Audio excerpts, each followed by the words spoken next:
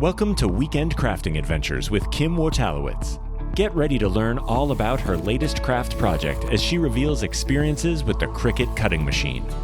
Follow along as she discusses her project's successes and fails, shares her inspiration, tips and tricks, and overall satisfaction rating for each project.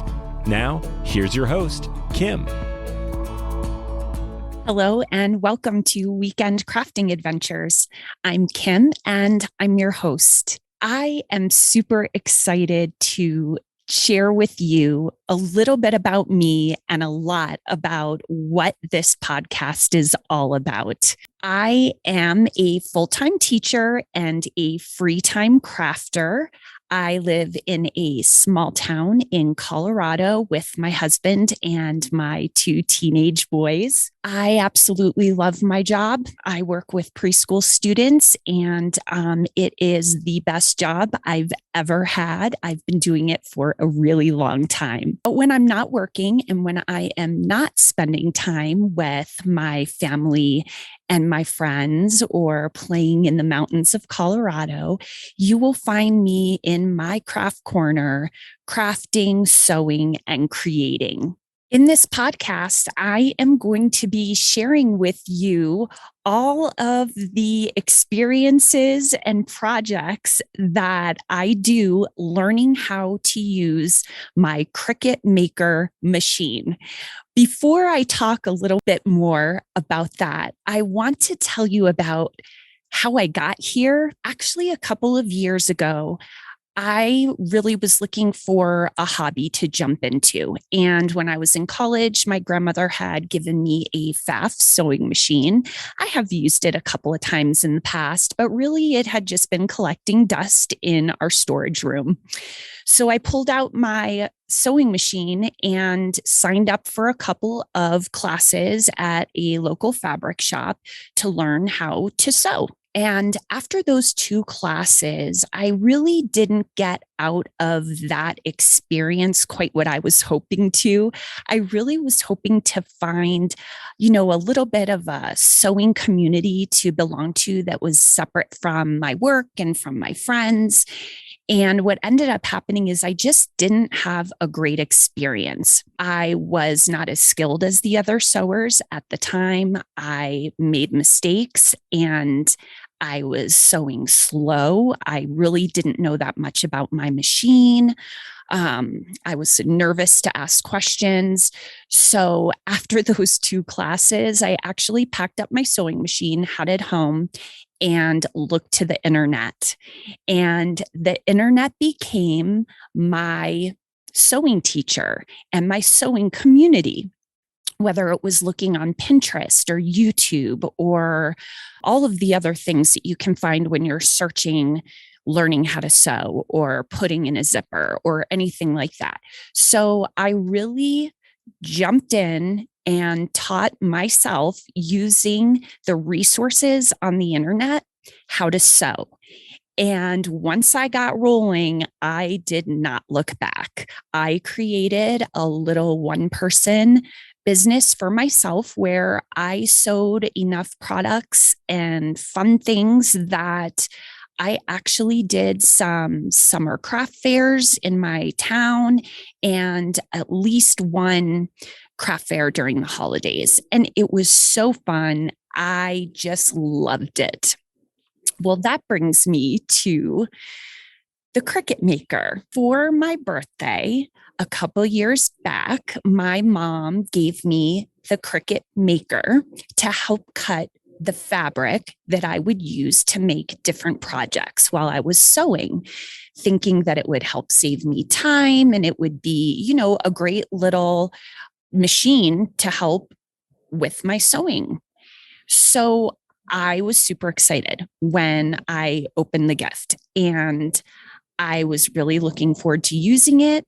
And I brought it upstairs and I put it on my shelf and I didn't open it.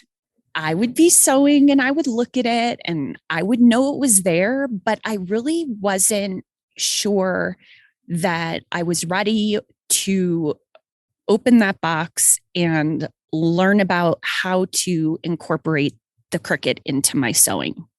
So it stayed on the shelf. Fast forward to the middle of the pandemic, everything shut down. I'm not going to spend a lot of time talking about that because we all experienced it. But we had two teachers teaching full-time remote in the house and two students attending full-time school remote. It was a bit of a crazy time. And one of the things that happened during that time is that my boys and the children in the neighborhood would go outside every day and play wiffle ball. And early on, my husband and I decided that, you know what, let's let them do this, get outside. They need to have fresh air. They need to be moving around and they need to have some sort of social interaction during the craziness of that shutdown time. So one day, my son Michael came inside and said, Mom, we are doing a wiffle ball league. And can you make us some team t-shirts? And I thought about it and I thought, you know what? I have a machine that I could do that with. So I looked at Michael and I said, yes, I will make team t-shirts. So within a week, I had gathered all the materials and I began jumping in to making these wiffle ball team t-shirts for my boys and also the kids in the neighborhood.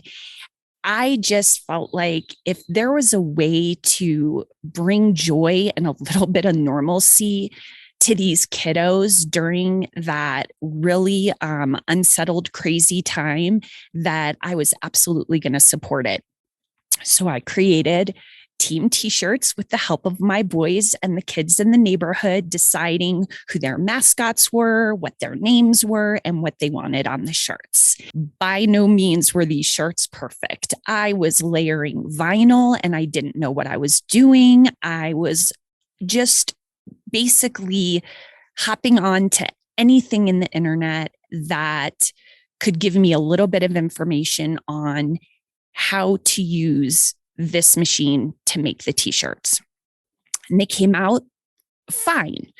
And the boys loved them and the kids in the neighborhood all wore them. And that was great.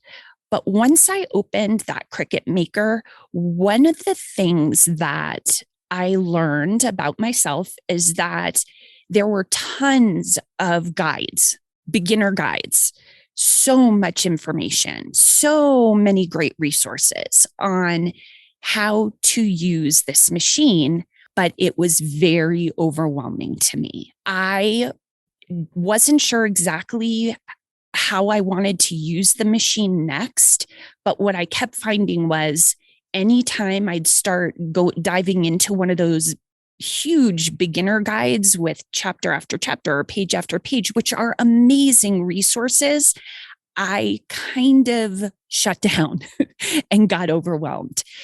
So what I started doing was when there was something I wanted to make or create that the Cricut Maker was going to help me with, I just researched that project.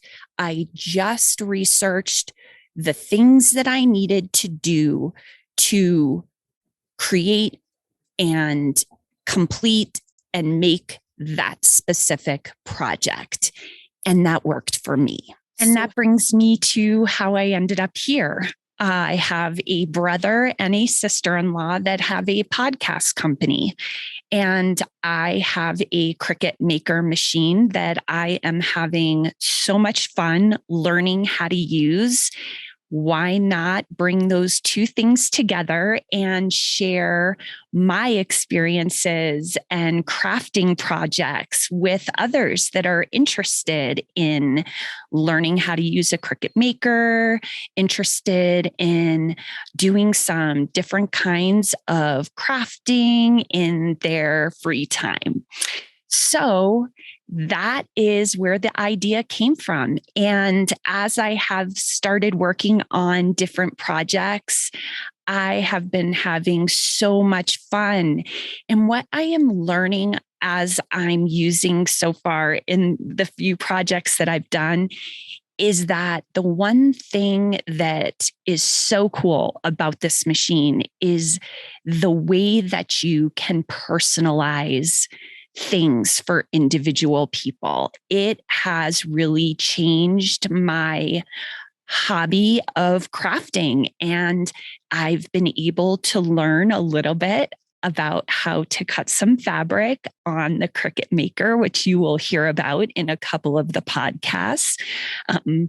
That is an adventure in itself. But anyway, I am really looking forward to this. And I am going to share with you absolutely the projects that I'm doing. I'm going to share with you the products that I'm using. I am going to let you know about where the ideas came from and the inspiration behind the projects. I'm going to share with you any websites or places where I have gotten ideas from, resources, tips, and tricks, and learn how to use this machine one project at a time. I am really looking forward to building a crafty Cricut community as I learn how to use this Cricut Maker one project at a time on weekend crafting adventures. That's all for this episode of Weekend Crafting Adventures. Now go get that Cricut machine off the shelf and get crafty. For more information on this crafting project, interesting tips, tricks, and techniques, visit WCApodcast.com. Until next time, when we embark on another adventure.